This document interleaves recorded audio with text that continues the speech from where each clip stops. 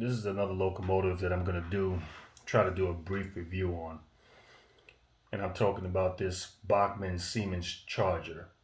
Now, I don't intend to be long with this because this is a locomotive that has been released sometime, what was it, back in late summer, early fall of last year, 2020.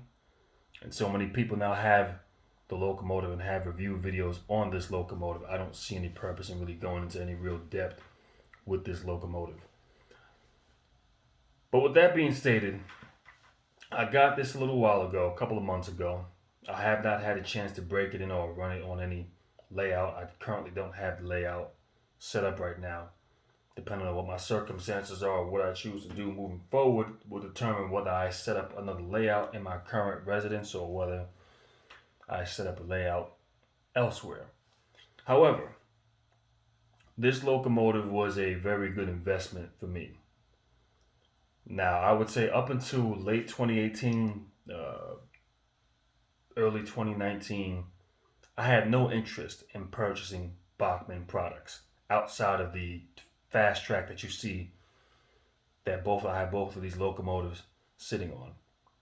And we know a little while ago I did a video review on the Rapido rebuilt or modernized FL9s, or the one that I currently have. And I still don't see any videos up for it, so I don't know how many other people actually own one of these things. However, with this locomotive, I must say that I was impressed with it from the moment I took it out of the box. So this will be my third piece of equipment that I've purchased from Bachmann. And the first two pieces of equipment that I purchased were the first two, I believe they were the ACS Amtrak locomotives, and one is in the, SEPTA paint scheme. Now, I will say that these were very good investments off of the sole purpose that, number one, the locomotives come with excellent sound. That's a beautiful thing. Number two, the locomotives have built-in capacitors. That right there is a big thumbs up for me. Because one of the problems that you can run into whenever you're running a train set is if your locomotive runs on a section of dirty track or what is a short, you pretty much aren't going to be able to move your load. You get stuck and your damn thing shorts out and that's it.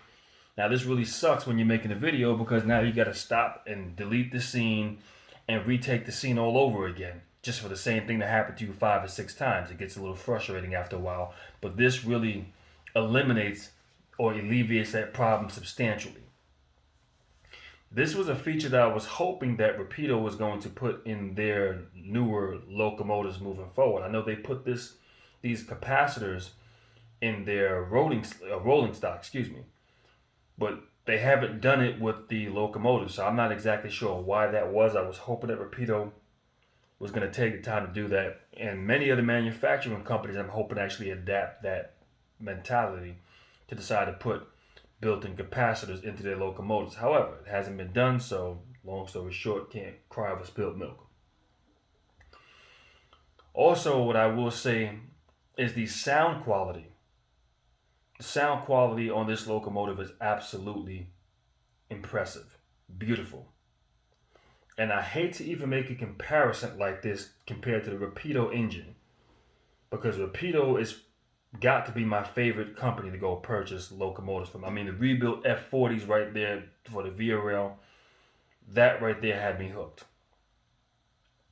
But what I will say is that the sound quality on this Bachmann Siemens Charger, I will say, is far more impressive.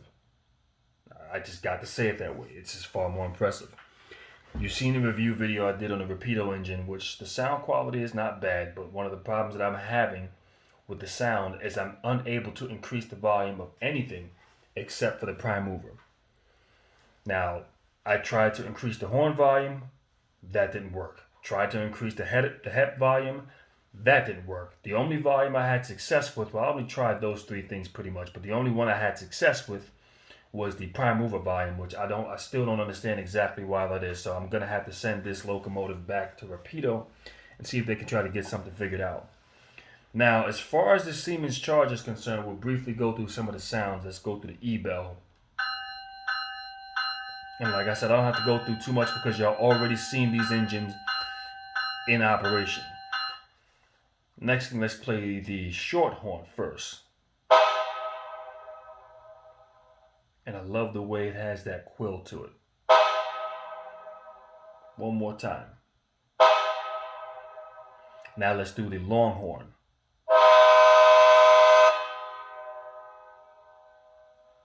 One more time.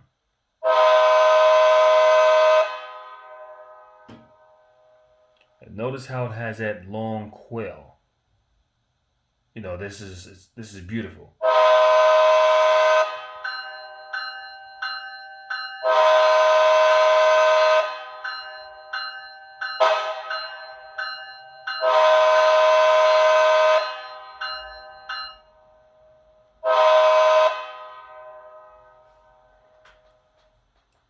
Tell me that doesn't sound incredible.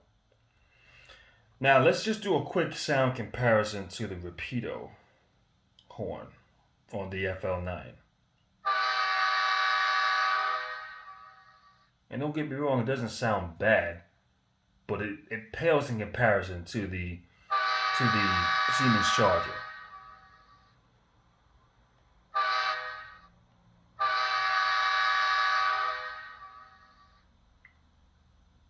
So let's go back to the Siemens Charger and do the horn one more time.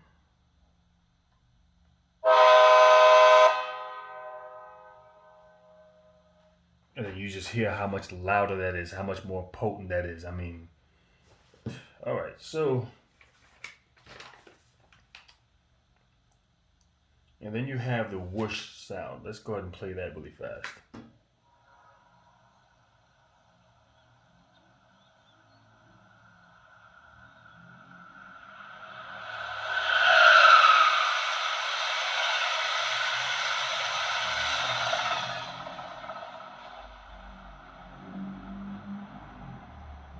Let's let this guy's car pass by really fast because his car's so noisy. It's interfering with the video. Alright, so let me hit F4 again to cut that off, which is only going to activate it to do it one more time.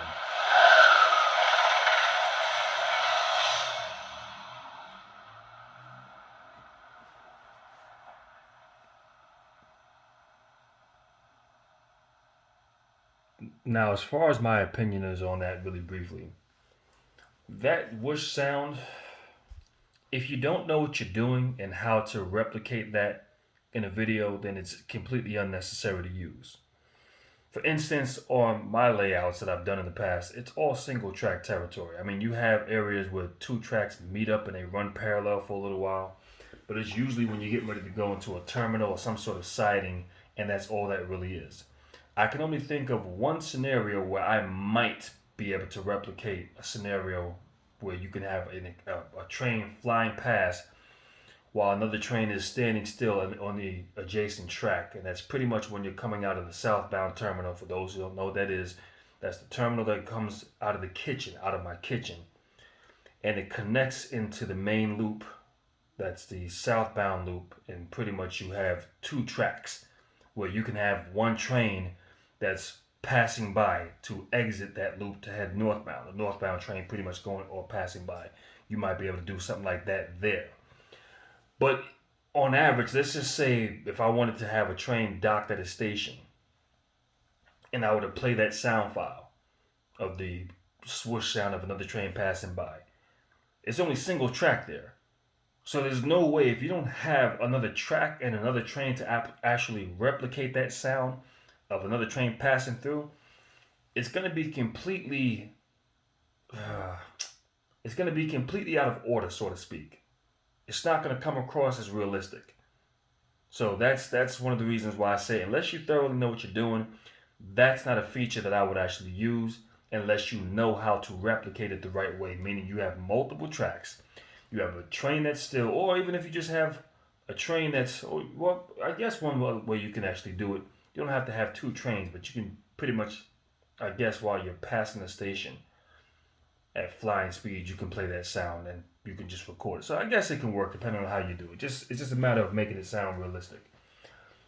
So now with that being said, what else do I want to do? Train brakes, F5, which that have to have the prime mover going. I'll put on the prime mover in just a second. Let's look at the light dimmer F7, and that's for the headlight. Excuse me, I'm a little tired. So let's start the prime mover sound.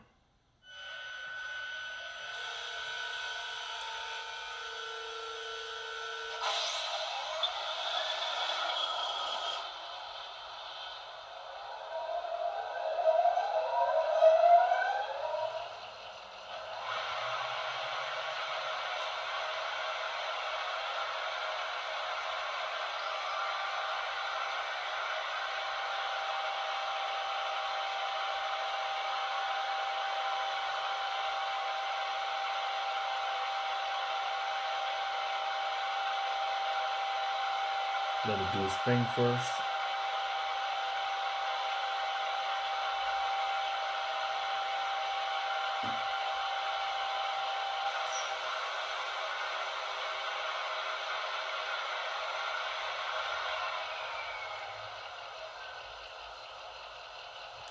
Now I want you to listen to how crisp and clear that sound, what that sounds like.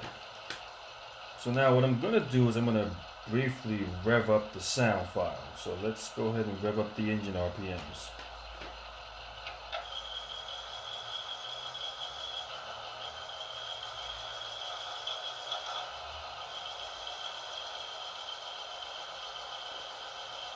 Let's go up one more notch higher.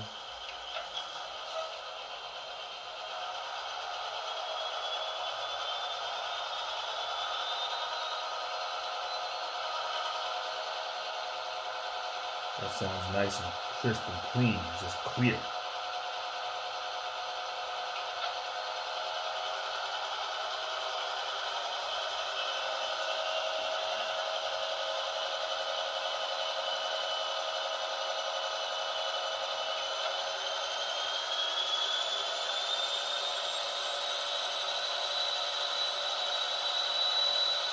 As a matter of fact, let me move the camera angle just a little something so you can hear it a little better.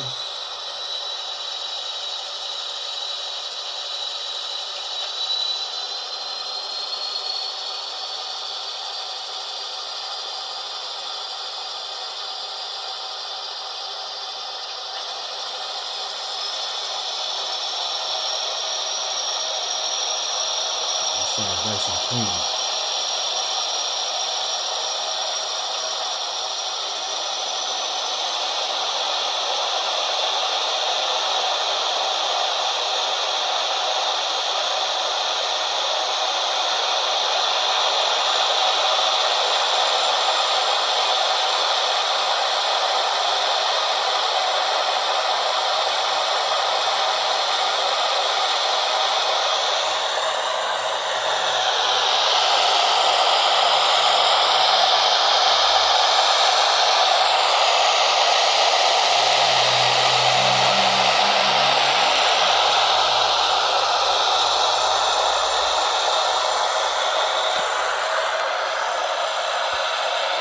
Put that back.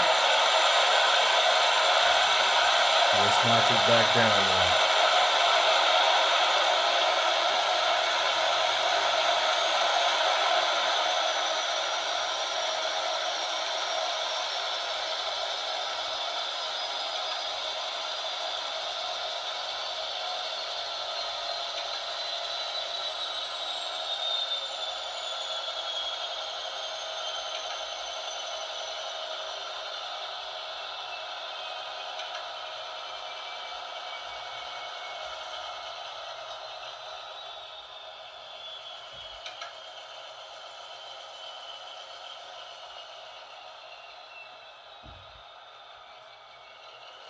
So I want people to listen to how crisp and clean that prime mover is. I mean, that's just beautiful the way that sounds.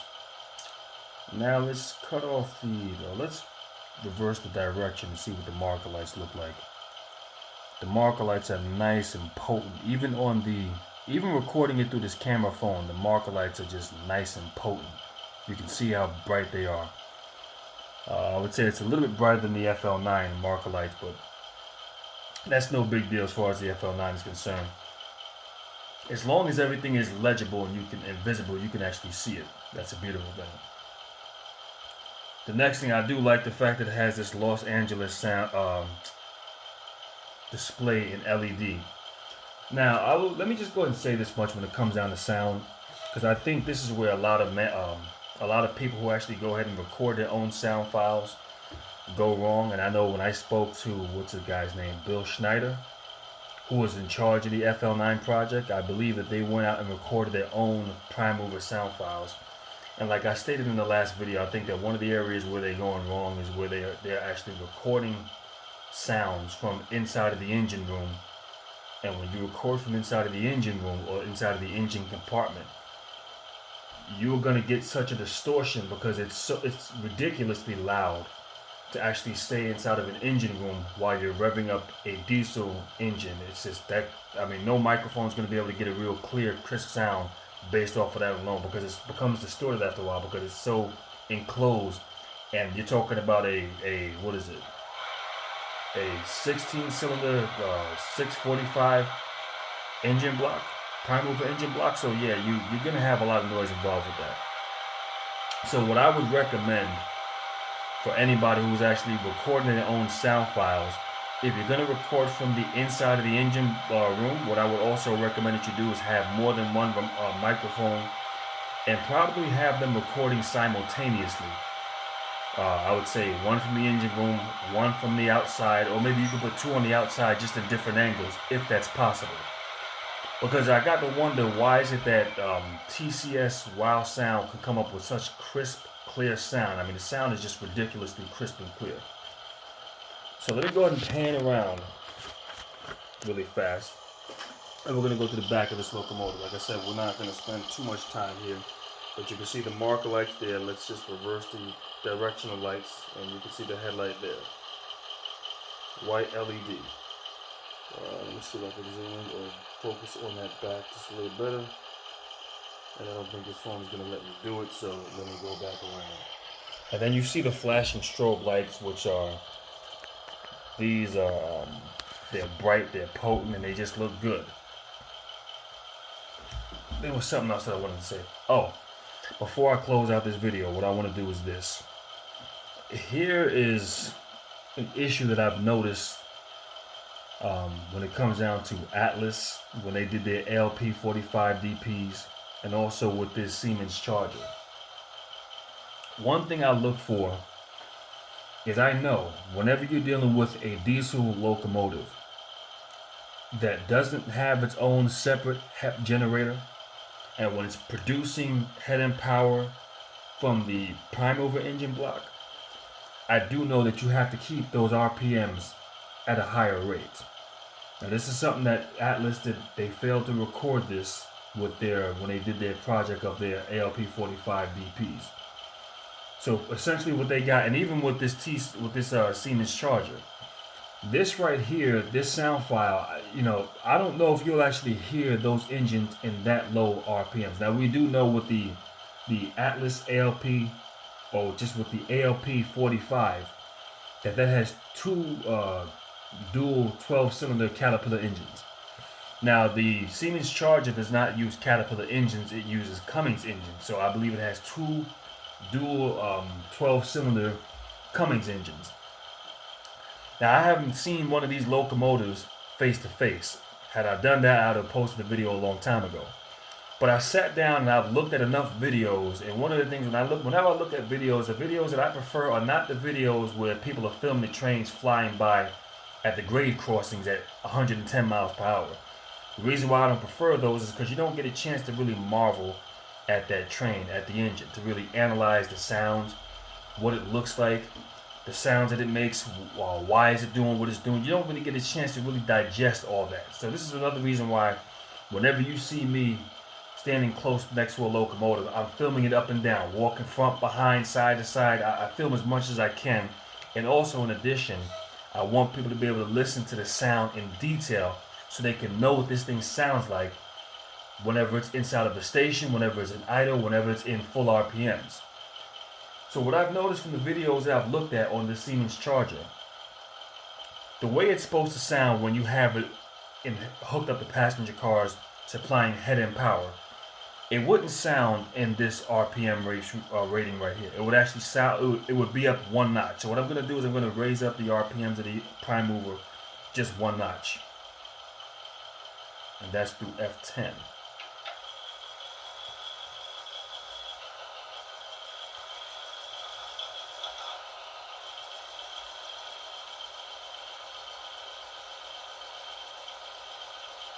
And that's pretty much how it would sound. So let's say if I had a cut of cars hooked up to this locomotive. This is how the locomotive would sound if it was in passenger service. So even when it's docked and it's not moving, this is exactly how it would sound, because it has to turn at a higher RPMs just to supply head end power. Another thing that I want people to notice is when you listen to the sound of the engine, and you can hear the sound of the clunking sounds, and that's typically what you're going to get out of a diesel engine. You get more clunking type of noise with a diesel engine. Now, what I am trying to figure out, I don't know, maybe somebody can help me out with this, because I don't know how to, excuse me, just bang my elbow.